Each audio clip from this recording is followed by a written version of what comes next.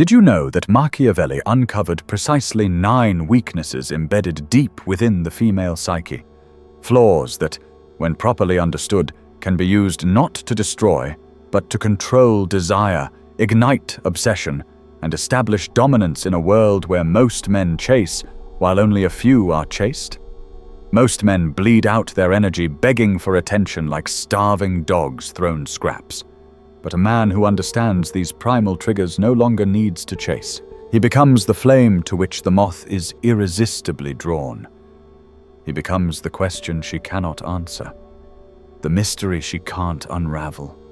And the first of these 9 is hiding in plain sight, so familiar you overlook it, so powerful it could make her abandon everything in under 30 days. It is her addiction to external validation. Why does she spend hours perfecting a single photo for Instagram? Why does she angle the shot, edit it, filter it, post it, and then stare at the screen like it's a slot machine, waiting for those likes to roll in? Because every like, every heart, every "you're so pretty" triggers the same neural circuits as cocaine. It's not vanity, it's neurochemistry. Validation is her drug, and most men become her dealers. For free. They give it away in abundance, flooding her with approval. You're beautiful. Stunning. Queen. And with every word they lower their value. They become background noise, predictable, harmless, forgettable. The tragic mistake? Making her addiction your offering rather than your leverage. When you give her endless validation, you numb her to your presence. She no longer needs to earn it. She no longer works for it. You become her digital pet, always there, always wagging. But Machiavelli wouldn't have done that. He would become the supplier of validation, but ration it like gold. The man who understands this gives only when it counts, not as a beggar hoping for love, but as a king testing loyalty. When she posts a new picture, don't be the first to like it. Don't comment with heart emojis. Say nothing. Let her notice your silence. Let her feel the absence of your approval. When she tells you about a big accomplishment, don't melt into praise. Say, "Interesting," and change the subject. This isn't cruelty. It's strategy. You're creating scarcity in the one currency she's wired to crave.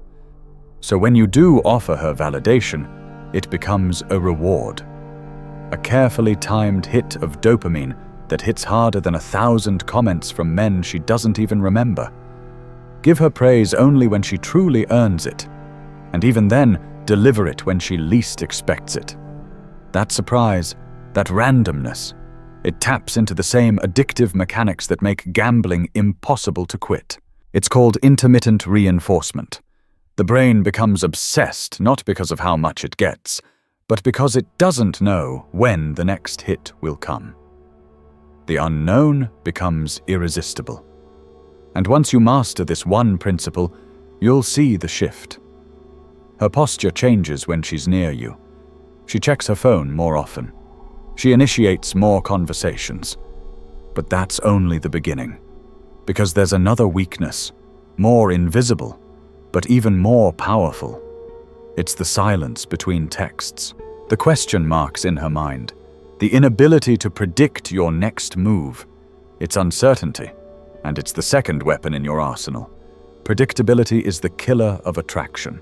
When she knows what you'll say, when you'll call, where you'll take her, it's over. Her brain, designed for survival, loses interest in routine. She doesn't want a robot. She wants chaos she can't control. That's why women become obsessed with the men who don't always treat them well. Not because they enjoy pain, but because unpredictability triggers desire. From the days of primitive tribes, women were drawn to what couldn't be conquered. The predator with mystery, the storm without a pattern.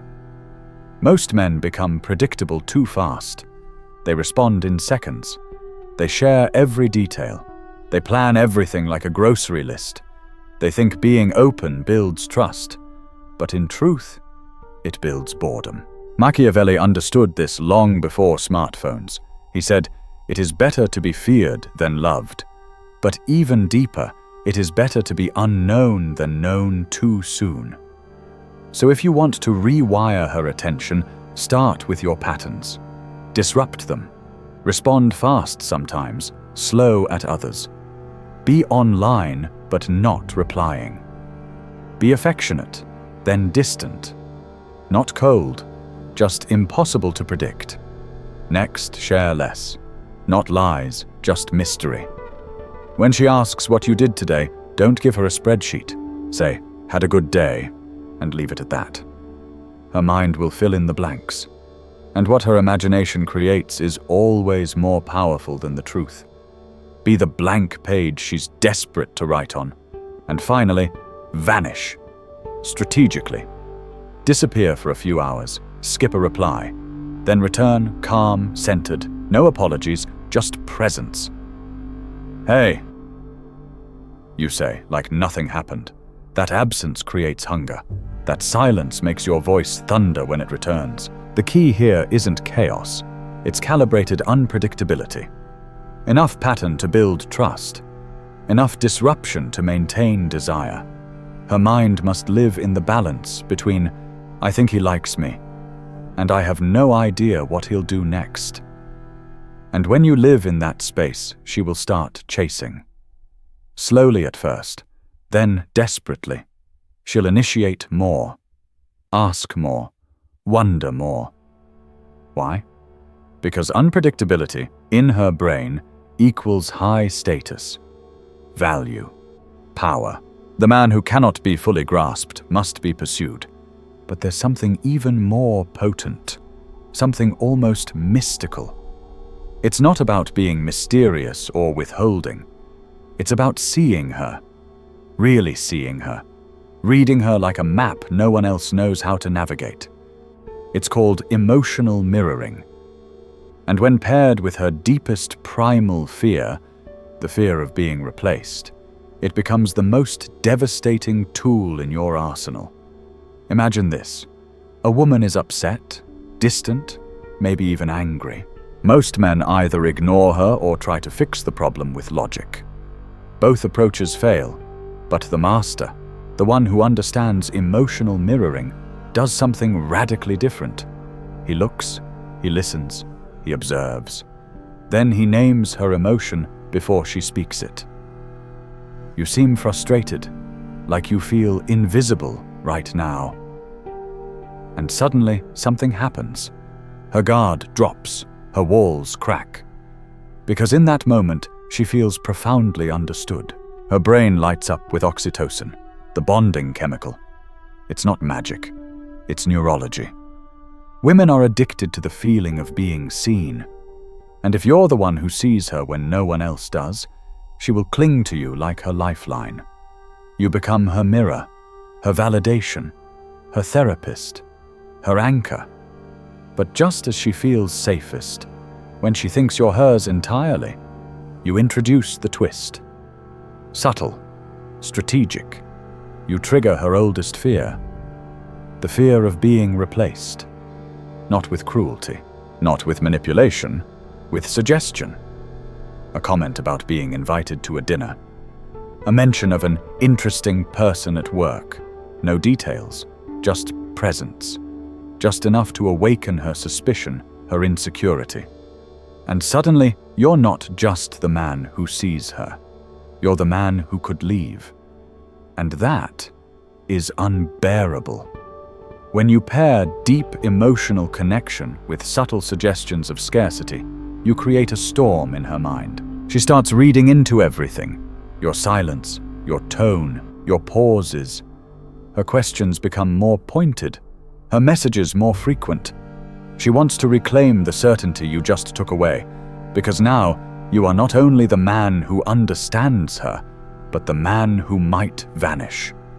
And that possibility drives her wild. Her instincts kick in, not as a logical reaction, but as a primal scream. Don't lose him. And from that moment, you are no longer just a man in her life. You are her anchor in chaos, the mystery that haunts her every idle moment. But we're not finished. These first 4 weaknesses, validation addiction, uncertainty, emotional mirroring, and fear of replacement are only the opening moves. The next ones strike deeper, into her core needs, into the foundations of her feminine identity. You see, beneath all her armor, beneath the independence and confidence and strength she projects, there is a desperate need to feel safe in the presence of masculine certainty. And most men fail here, not because they don't care, but because they don't know how to stand still while she's spinning out of control. When she cries, yells, spirals, what do? They panic, apologize, over-explain, or worse, withdraw. But the man she truly desires is the one who becomes stiller as she becomes louder, who stays rooted as she tests, storms, and breaks. Because that's the test, not of love, but of strength. Can you hold her chaos without flinching? Can you see her worst without trying to fix it, escape it, or fear it? The moment you prove you can, everything changes. Her fear turns into devotion. Her noise softens into trust. When you hold that space for her, calm voice, grounded energy, unshaken presence, her nervous system calms itself. She begins to breathe again. And she realizes, without understanding why, that she can finally rest. That's the fifth weakness, emotional security. Not safety from the outside world, but from herself. She wants a man who doesn't crumble when she does. A man who isn't triggered by her storm, but contains it with unshakable presence. Not silence, not absence, but a presence so anchored that it makes her feel like nothing can touch her when she's near you. But this presence must be supported by something equally powerful: social perception. That brings us to the sixth weakness, sensitivity to status. This doesn't mean money. It's far more primal than that. It's about how others treat you, how you walk into a room, how you speak, how you hold your ground. It's the unconscious signals of respect and dominance that women pick up faster than any man ever could. Watch her in public. She's scanning. Not just you, but how others respond to you. Is your energy commanding? Do people defer to you? Do you walk like you know where you're going? Social status is about energy. You can wear expensive clothes and still come off weak. But if you carry yourself like a king, even in silence, the room adjusts to you. Speak less, but make each word weigh more. Don't shrink to make others comfortable. Don't seek permission. Walk like you own the floor beneath you. She notices how the waiter addresses you. She notices if men defer or challenge you. And these things shape her desire more than your looks or your bank account ever could. You don't have to fake it. You build it, day by day, through discipline, self-respect, and refusing to beg for anything from anyone. That's how you develop what Machiavelli would call a natural aura of command. And when she sees others respond to you with respect, her body responds with desire. Because to be with a man who is admired, obeyed, or even envied is to feel elevated by his presence. Now comes the seventh weakness, and this one is a blade that cuts clean and deep. A woman's inability to reconcile her stated values with her actions. This is not about calling her a hypocrite. It's about holding up a mirror to her own inconsistencies, with calm, not conflict. She'll tell you honesty matters most. She'll say loyalty is everything, that she hates games. But then, when emotions flare, she might contradict herself. Most men get defensive, or ignore it. But you, if you want to truly disarm her, will do something else. You'll remember. You'll wait. And then, in the right moment, you'll say gently, "Didn't you once say that honesty was the most important thing to you? Help me understand how this fits." You don't accuse, you don't attack. You invite reflection. And that pause, where she realizes she's not dealing with another fool who forgets what she says, causes an internal crisis. It's called cognitive dissonance. Her brain short-circuits because her image of herself and her behavior don't align. And you, who paid attention, suddenly become the one man she can't manipulate. The one man who truly listens. But paradoxically, that confrontation makes her feel more seen, not less, because it proves you're watching closely, and being witnessed at that level. That's intimacy. That's power. That's addiction. It makes her feel exposed and deeply drawn to you. The eighth weakness, however, is the foundation of all the others. It is the scarcity of real masculine energy. In today's world, masculinity has been diluted, shamed, suppressed. Men are taught to hesitate, to be soft, to people-please. And women? They are starving for the opposite, for strength without aggression, for decisiveness without cruelty, for a grounded presence that doesn't bend to approval or fear. The man who owns his masculinity, not in loud words but in quiet confidence, becomes the oasis in her desert. This isn't about dominating, it's about embodying calm leadership. You speak with intention, you decide without hesitation, you protect without needing praise. You don't need to prove, because you already are. And when she meets a man like this, her femininity flows. She no longer needs to lead. She melts. She softens, because your strength gives her permission to let go, and that feeling, that surrender, is what her body craves more than words can express. And finally, the ninth weakness, the one that completes the cycle, the one that makes all the others fall into place like dominoes. It's your unwavering self-respect. This is the crown jewel of masculine power, the refusal to tolerate disrespect, the silent decision to walk away when boundaries are crossed, not with anger, not with a scene, just the quiet confidence of a man who knows what he's worth and refuses to be treated like less. Most men cling, they tolerate, they justify, they fear losing her. But when you show that you're willing to lose her before you lose your self-respect, everything shifts. She sees you not as an option, but as a prize. A man with standards is a man she can't control.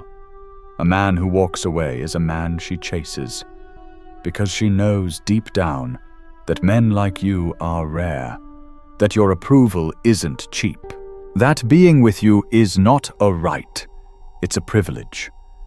And when she sees that, when she knows she can't buy your presence with beauty or sex or emotional chaos, that's when you become unforgettable. Not because you chased, but because you stood still, because you looked her in the eyes and said, without words, I don't need you to stay, but I won't stop you if you choose to. And that, more than any poem, gift, or promise, is what makes her choose you again and again. So now you understand. These aren't gimmicks. They're not pickup lines or shallow tricks. They are laws, etched into the female psyche by evolution, by instinct, by centuries of unspoken patterns. Machiavelli wouldn't waste his time chasing shadows. He would study the roots, the unseen drives that govern behavior. And what he'd find in the modern woman is the same thing he saw in the courtrooms and palaces of Renaissance power, a desire to be ruled, but only by one who cannot be swayed. That's why when you master the first weakness, validation addiction, you stop being one of the crowd. You stop being predictable. You stop offering the one thing she gets from 1,000 men for free. You become the rare supply she craves. And when you add uncertainty, when you become the unpredictable variable in her controlled world, she can't help but spiral toward you. She thinks about you when you're not around. She starts trying to predict your moves, decode your silences. That tension becomes desire. Then, when you mirror her emotions, accurately, calmly, without flattery, you hit something no one else has ever touched. You become the only man who truly sees her, Not her beauty, not her body, but her core. And just when she starts to feel safe in that reflection, you let the possibility of replacement bleed into the edges. The shadow of other options, the subtle reminder that you are not hers unless she earns you. This fear doesn't push her away, it magnetizes her.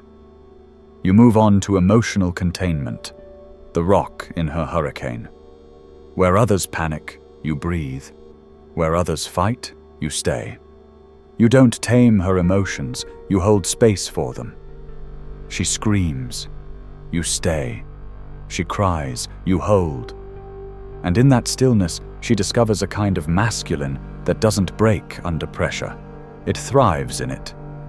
She finds herself safe not because you control her, but because you don't flinch when she's at her worst. Your status speaks next, not through bank accounts or loud claims, but through behavior. People listen when you speak. They defer when you walk. You carry yourself like you belong, everywhere. She watches, and her biology responds. Because deep inside, she wants to follow a man who others already respect. She wants to know that being next to you elevates her too. And when she sees it, she doesn't need convincing. Her desire tells her before her mind catches up. Then comes the disarming power of reflecting her own contradictions. You remember her words. You hold them gently like a sword she forged herself. And when the time is right, you ask, not accuse. Isn't loyalty important to you? You ask when she breaks her own rule. How does this fit? No anger, just clarity. And in that moment, you rise above every man who ignored the gap between her words and her actions. You become her mirror, and while it may unsettle her, it binds her to you with invisible cords of respect and fascination. Your energy evolves again into its purest form, true masculine presence, the kind that doesn't need to flex or perform. It simply is. You take up space, make decisions, face discomfort without retreat. And in doing so, you activate a side of her that's been buried by modern confusion, the feminine yearning to let go, to rest, to trust. Not because she's weak, but because your strength allows her to breathe deeper than she ever has before. And finally, it all rests on the ninth weakness, the one that makes you untouchable. Your self-respect, the quiet refusal to compromise your values for temporary affection, the strength to say no, the dignity to walk away from chaos, even if it comes with beauty. Most men trade their soul for a glimpse of a woman's attention, but not you. You stay rooted. You don't explain your standards, you live them. And that, more than anything else, makes her feel the weight of your worth. Because in a world full of men who would do anything to be chosen, you are the one who chooses. You don't chase, you don't plead, you don't beg, you observe, you invite. And if she cannot rise to your level, you release her with grace. That absence, that cold silence, it burns deeper than any insult, because it reminds her that your time, your presence, your heart are not for sale. This is what Machiavelli would have understood better than any modern dating coach. That real power in love, as in politics, lies not in dominance, but in mastery of perception and discipline of response. These 9 weaknesses are not about playing women, they're about seeing what others refuse to see. Acting with purpose, not impulse. Speaking less, but meaning more. Becoming a man who doesn't need to take control, because control was already his by nature. So here they are, summed not in tactics, but in essence. 1. Control her addiction to validation by becoming the rare source she can't predict. 2. Use uncertainty to ignite her mind and keep her guessing. Desire lives in mystery. 3. Mirror her emotions to show her she's truly seen. No one else ever has. 4. Trigger her fear of replacement, not by threat, but by being a man in demand. 5. Offer emotional security. not in words, but in unshakable presence. 6. Radiate social status through how others respond to you. Let her see your influence. 7. Gently reflect her contradictions. Make her respect your attention to her truth. 8. Embody masculine energy that makes her feel safe to be soft again. 9. Protect your self-respect above all. Your silence must cost something. These are not tricks. They are principles. Timeless, deep, and devastatingly effective when practiced with integrity. If you use them just to take, you will lose. Because women can sense manipulation like blood in the water. But if you use them to lead, genuinely, calmly, with strength and restraint, you will become unforgettable. Not just to her, but to yourself. Because in mastering her, you mastered you. Because the real prize was never her. It was the man you had to become to make her choose you. So now you stand at the edge. You know the truths few men dare to accept. You know the silent language she listens for. You understand what makes her chase, what makes her dream, what makes her stay. The only question that remains is this: will you use it? Will you live it? Will you become the man she can't replace, can't predict, and can't forget? Or will you, like most men, fall back into noise, comfort, and compromise? The choice is yours. But remember, women don't fall for words. They fall for presence. They fall for behavior. They fall for men who make them feel what no one else can. And if you embody these 9 principles, not just in love, but in life, she will know, without needing to be told, that she has found the exception. And that is how Machiavelli would win the modern game of love.